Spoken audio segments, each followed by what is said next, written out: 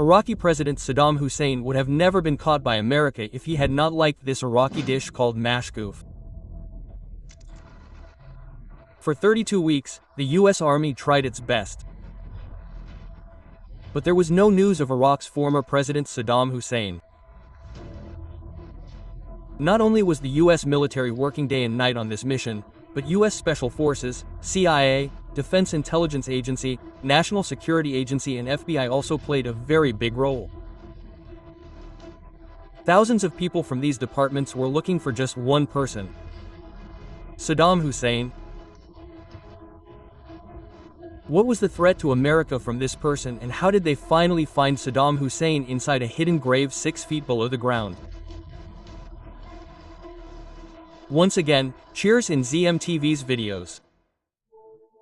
Viewers, this story begins after the 91 attacks in America when Al-Qaeda attacked New York and Washington, D.C. The whole world saw America's anger over this statement. At that time, American President George Bush decided that anyone who supports terrorism will be targeted. Of course, Saddam Hussein, who was the dictator of Iraq at that time, was not directly involved in 91. But America felt that Saddam Hussein indirectly supported various terrorist groups. But this allegation was not enough to directly attack Iraq. It was confirmed that the US wanted to end the hold of Saddam Hussein in Iraq. He had been ruling there in various roles for the last 24 years. Therefore, the US needed a solid reason to end Saddam Hussein's rule in Iraq and attack there. For which America started claiming that Saddam Hussein was hiding weapons of mass destruction in Iraq. That is, nuclear weapons. Making this claim the basis, America attacked Iraq in March 2003. In this task, America was supported by the military of UK, Australia and Poland, who fought and reached Iraq's capital Baghdad in just 3 weeks. On the very first day of the attack on Iraq, President Saddam Hussein disappeared. And when the American military reached Baghdad, they could not find any trace of Saddam Hussein. US tanks and troops captured Baghdad and toppled Saddam Hussein's 24-year-old throne. The troops celebrated their victory by toppling Saddam Hussein's statue in the famous Firdaus Square. But Saddam Hussein's statue had already fallen, but finding and toppling the real Saddam Hussein was probably not going to be that easy. Now finding Saddam and the top officials of his government was the top priority of the US military. Every soldier of the US military was given full power that if Saddam and his 51 officials are seen anywhere, they should be captured and presented dead or alive. But there were a total of 52 officials in the list of these most wanted. Special playing cards were printed to make everyone remember their faces, in which pictures of Saddam Hussein and his 51 officers were printed. Because there are a total of 52 cards in playing cards and there were only 52 names in the list of most wanted. Due to this, when soldiers played the game during free time, they memorized the faces of their targets by seeing them again and again. For the next several months, the US military searched every inch of Iraq. Raids were conducted on houses, relatives were investigated, shops, colleges, mosques, nothing was left. They only knew that Saddam was in Iraq, but where was he? This continued for several months. But no trace of Saddam Hussein and his 2 sons could be found. After this, the US announced that whoever would give any information about Saddam Hussein or his sons would be given a reward of $55 million.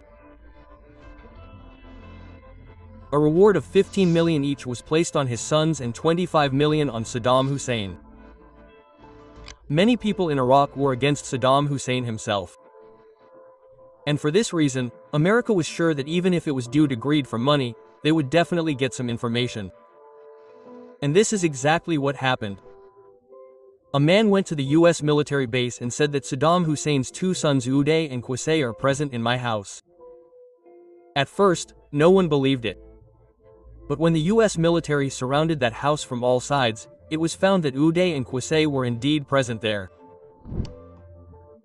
They were not ready to come out directly because they were also fully armed. So after making several attempts, a missile attack was carried out on the house. When the soldiers went inside the house, they found the dead bodies of both Uday and Qusay. That is, the last hope of knowing the whereabouts of Saddam Hussein was also lost. But the US military did not accept its defeat. On the other hand, many of Saddam Hussein's associates were found and arrested alive, but no information was found from anywhere. Now 4 months had passed and the matter reached a point that the US military now started thinking that maybe Saddam Hussein had also died in some attack. Thinking this, the efforts of the US military also started decreasing. Neither any military operation nor any intelligence report was indicating that Saddam Hussein was alive. But during this time an audio tape changed the whole plot.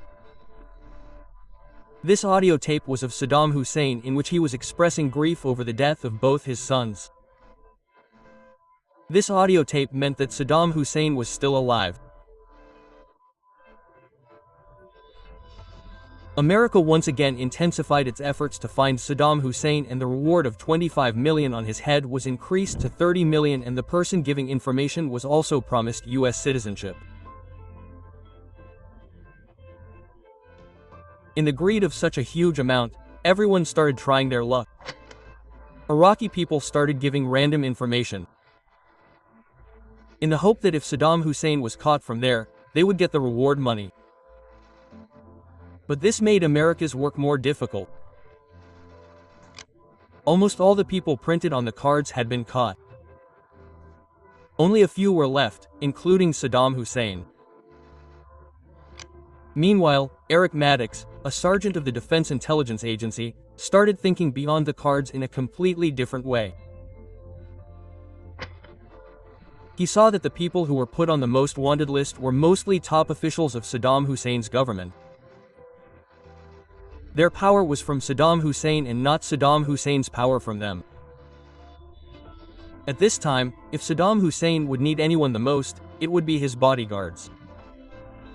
Saddam Hussein's bodyguards were divided into 3 categories. One used to protect his palace. The second would go in advance and clear the place where Saddam had to go. And the third were us. These guards used to stay with Saddam Hussein all the time.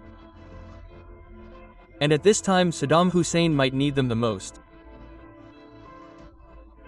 Eric Maddox decided to go to Saddam Hussein's hometown Tikrit to find these guards. There he interrogated the son of Muhammad Ibrahim Umar, one of Saddam Hussein's bodyguards. But this bodyguard was also missing somewhere. Then he met a very old servant of Saddam Hussein. He did not get much information from him, but he came to know that Saddam Hussein likes a dish called maskuf, which is made from a fish in Iraq. Here Maddox remembered that the son of Saddam Hussein's bodyguard Muhammad Ibrahim Umar had told during interrogation that his father is very fond of fishing, and he is also the owner of a fish farm which is located in a city named Samarra. When Maddox reached the fish farm, he did not find Muhammad Ibrahim Umar, but he did find 2 fishes. These fishes were not directly related to Ibrahim Umar, but one of them turned out to be the cousin of an Iraqi guerrilla fighter. Let us tell you here that when Saddam Hussein's throne was overthrown, his close military officials started a guerrilla war against the American military. It was believed that these guerrilla fighters work on the orders of Ibrahim Umar, who was Saddam Hussein's closest bodyguard. Mack here also mentioned about one of his uncles whose house is in Baghdad.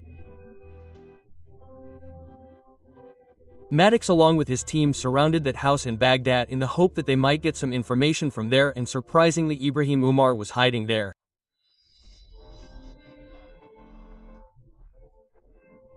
Ibrahim Umar was Saddam Hussein's personal bodyguard, and he used to send a fish dish called maskuf to Saddam Hussein from his fish farm. Currently, he was leading a guerrilla war against the American military, and he was the only one who knew about Saddam Hussein's real location. After being arrested, he was not ready to tell anything. But when Maddox interrogated him and assured him that he and his family would be given citizenship in the US, then he started speaking. Ibrahim told that Saddam Hussein was hiding in a town called Ador. On his information, US troops started searching Ador town. There were 2 farmhouses on the banks of the Tigris River, but both were found empty. At that time, Ibrahim Umar, who was present with the troops, pointed towards the ground where a rope was lying. That rope was very long and was going inside a spider hole from inside the ground. The entrance of this spider hole was closed with a styrofoam. When this hole was opened, nothing was visible except darkness inside. At that very moment, a soldier was about to throw a hand grenade inside when 2 hands were seen coming out of that hole.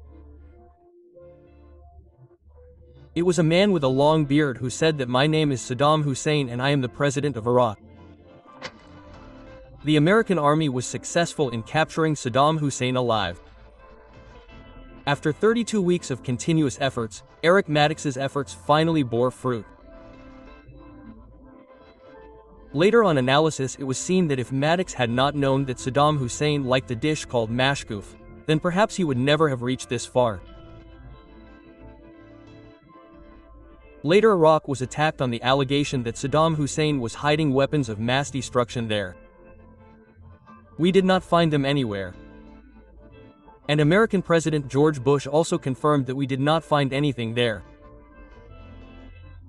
Hope you will like and share this video of ZAM TV. Thank you very much for your loving comments.